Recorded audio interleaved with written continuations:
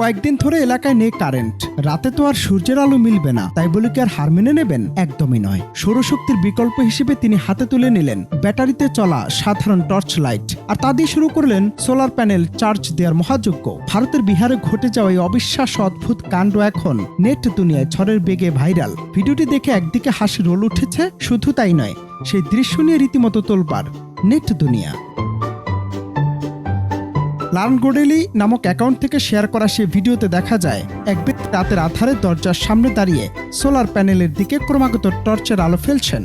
কয়েক সেকেন্ডের মধ্যেই প্যানেলের সাথে থাকা লাইটটি জ্বলে উঠতেই যেন কাল্লাফতে। মনে হচ্ছে টর্চের আলোতেই চার্জ হয়ে গেল পুরো সোলার সিস্টেম। হাজার হাজার মানুষ ইতিমধ্যেই ভিডিওটি দেখে ফেলেছেন, আর কমেন্ট বক্সে জমা পড়েছে সব মজার মন্তব্য। কিন্তু প্রশ্ন হলো, সত্যি কি টর্চ লাইট দিয়ে সোলার প্যানেল চার্জ করা সম্ভব, নাকি এর পেছনে লুকিয়ে আছে অন্য কোনো রহস্য? বিজ্ঞানের হিসাব কিন্তু অন্য কথা বলছে। মূলত এটি কোনো অলৌকিক চার্জিং পদ্ধতি নয়। আধুনিক সোলার লাইটগুলোতে থাকে বিশেষ এক ধরনের আলোক সেন্সর। প্যানেলের টর্চের তীব্র আলো পড়ায় সেন্সরটি ধরে নেয় এখন দিন, তাই লাইটটি বন্ধ থাকে, আর আলো সরিয়ে অন্ধকার হতে সেন্সর সক্রিয় হয়ে ভেতরে ব্যাটারিতে আগে থেকে জমে থাকা শক্তিতে লাইটটি জ্বালিয়ে দেয়।